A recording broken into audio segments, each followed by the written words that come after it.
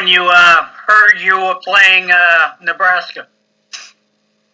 I kind of had a thought that that's who we would play, Tom, so I wasn't surprised.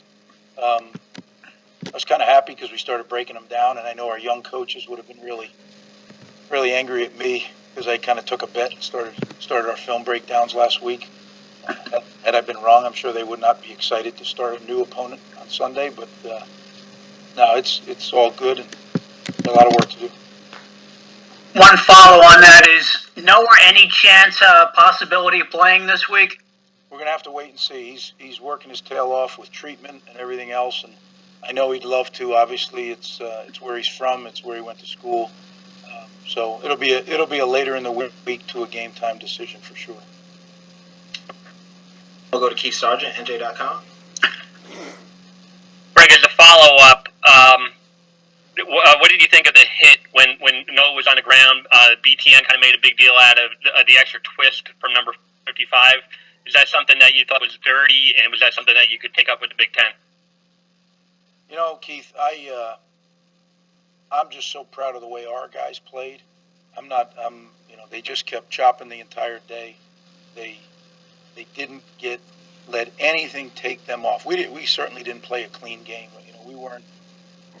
We had a lot of mistakes, and but the one thing our team did is they just kept going back to the spot. Just keep chopping right there. Just keep going.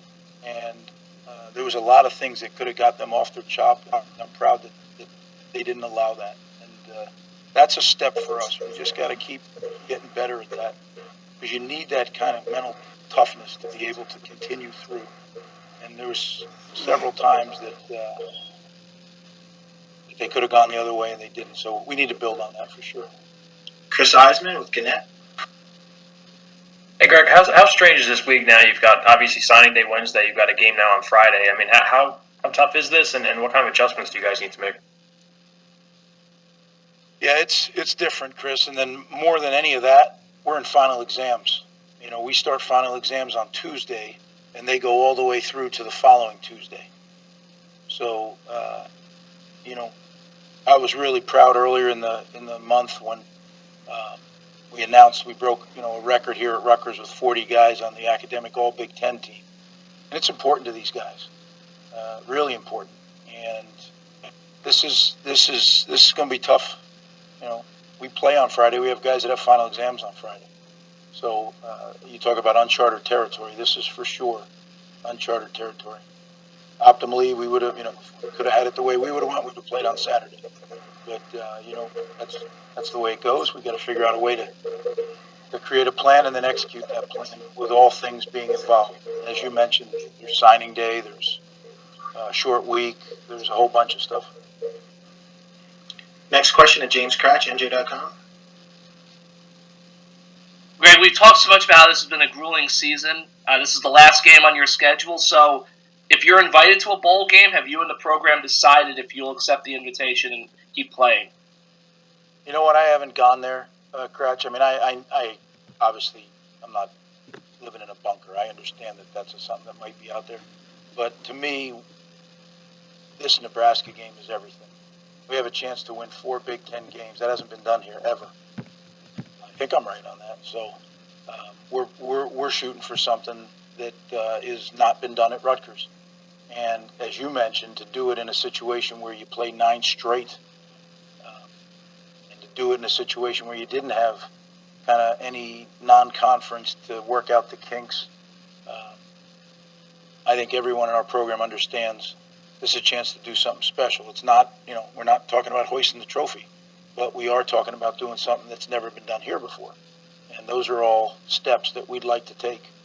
And it's going to take every single bit of effort, experience, wisdom, whatever you want to call it, because we came out of that game. It was a very physical game. As you could see, I told you after the game, I've never been out on the field that many times as a head coach to check on injured players. So, just what your first part of the question, right? 9 straight weeks. It's taken its toll. We're going to have to muster it up here. Bruce Beck, NBC. Hey, Greg, the season's far from over. There's plenty of time to evaluate when it's all done. But my question to you is, do you get feedback from Rutgers Nation, and especially after a game like last week, and does it mean something to you as you continue to build this program, especially if those are positive words that you're getting from a variety of people? You know, I do hear from the people that I hear from are people that are really deeply invested in Rutgers football and in Rutgers as a university. And those people we value a great deal because some of them are the same people that invested in Rutgers football my first go round here. So I'm so grateful to them, and I take joy in hearing their excitement. You know, it's been a while since I think they've had that feeling, and it's good to see them excited again. Now, you're always 6 days away from letting them down, and I don't want to do that. So that's why, like, when people ask, have you thought of this, have you thought of that, certainly it crosses my mind. But I also have done this long enough to know when you allow yourself to get distracted, it's 10 minutes here, it's 15 minutes here, it's 20 minutes here. Well, number one, we're in a short week. But even if it was a regular week, it's not like there's a lot of spare time in a regular week. So I don't know why I think I'm good enough to all of a sudden change my schedule by 2-3 hours and then still have the desired result. So, you know, when I was younger, I kind of thought I could do that and still do it all. I know now I can't. Some coaches can. They're brighter than I am or whatever you want to call it. But I know how it works for me and my staff, and that's what we're trying to do. Bobby Darren, 24/7. Coach, you mentioned some bumps and bruises. How is Fatu Kasi and Brendan White? And are you expecting, a good amount of guys to be out for this game? Well, I hope not. But certainly when you're bumped up coming out of a game and coming out of 8 consecutive games, at some point people's bodies say no more, right? And I hope that doesn't happen. Our training staff is incredible. Dave McCune leads that group, but he has such a great staff with him. And then Jay Butler and his strength staff, they work so well together, and using science to help these guys get better. Our nutritionist does a great job because there's so many things that they do now that we didn't do the first go around that I think help these guys heal. And it's all a matter of how much they're willing to do to get ready for Friday. And sleep's a big part of it. And that's where we're up against a little bit, right? Because it's final exams. The guys want to do well in school. And you remember when you were in final exams, sometimes you had to stay up late and finish studying or writing a paper or whatever it might be. So, it's crowded. But as I told them this morning in our team meeting, I would want it no other way. It's a great test for us. It puts the chop to a test, and I hope we can pass the test. Patrick Mulraner from the Press of AC. Hey, Coach, how are you? I'm doing well. How are you, Patrick?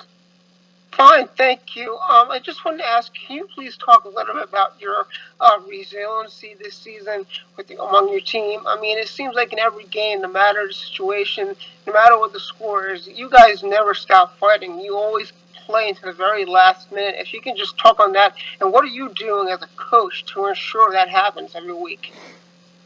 Well, Patrick, that's a good question. I think it really is what our culture is all about. Right? You talk about family, trust, job. Family is forget about me, I love you, I sacrifice for you. So when you have a bunch of guys that are playing for each other, right, they're putting the team before themselves, and then you have a bunch of guys who trust one another, they tell the truth and they do the right thing, now you got something cooking, because that's not really the way the world works that much anymore. And if we can do it over and over again, that's what CHOP's about.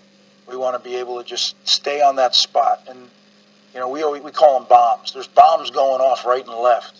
But are you able to stay focused on that spot on the tree and keep swinging? Now, certainly that's a metaphor, but that's our metaphor. And that's what we try to, bring it back to that spot when you get distracted. Bring it back when you get a penalty. Bring it back when you turn the ball over. You can't do anything about that. You can't let the past dictate how your present's going to be. And I think to answer your question about their resiliency, they're learning. I think it's a learned skill. And as a coaching staff and as a program, we all try to help grow at it ourselves, but then help these young people learn a skill that's, I think, much more important than just winning games. Because as we all know, as you get older, life is tough. And you're going to get those spots where it gets a little bit hairy. can you bring yourself back to focus on really what's the important thing, and keep the main thing, and then chop away at it. And they're learning that skill. We're not there yet, but they're learning it, and I think that's what helps them in games where the ebbs and flow of a game, that they're working on that skill here for over 12 months now, and we're getting better at it. Thank you. Steve Politi, NJ.com. Hey, Greg, is Art even a better quarterback than when you first got here, or even at the start of the season? And does his just physical talent, his ability to throw the ball, make it hard to keep him off the field if he starts figuring the rest of the game out? Well, Art's definitely improved. I think all of our quarterbacks have improved considerably. And I forget who was asking last week, the ones you don't get to see other than warm-ups. And since you can't come, you're not at the stadium, so you don't see them in warm-ups, do you? Well, shame on me. So you don't get to see those guys. But we're getting better as a position group, all of them. But Art is certainly part of that position group. I think Art's substantially better than he was when we first arrived. The hard thing was, if you remember, we never got spring ball, so it was hard to. You're not allowed to coach them with a football. So one of the things that's kind of important for a quarterback is that darn ball. So I think the job Sean has done developing the quarterbacks has really been something special, and I think Art has really gotten better. And he's shown that when he's come in, he's done some really good things. So, as I said, I think that room has a certain chemistry about it that they're all pulling for each other. And, you saw that in a couple games ago when Johnny was in there doing his thing and Art was, that's genuine. That's real. So I'm encouraged by the room as a whole. And we got to make sure we go out and play well at that position Saturday because, as you know, in this game, there's no more important position than the quarterback position. He touches it every play, he distributes the ball. If you're playing at a high level at that position, you have a chance to win every week. Facility, Rutgers Radio Network. Greg, I know you say you practiced it, but maybe do you have more of an appreciation of that game-time field goal, the clock running, new kicker, new holder, guys banged up, clock's running, and the way they pulled that off? Yeah, Fooch, we practice it a lot. It's something that we do every week, and we've done it since we started, and I think they're very comfortable with it, and they executed it perfectly because it wasn't really a hurry, as you know, right? There was 20-something seconds. We wanted to make sure that we didn't have to go cover a kickoff after it went through the sticks, that, it was overtime.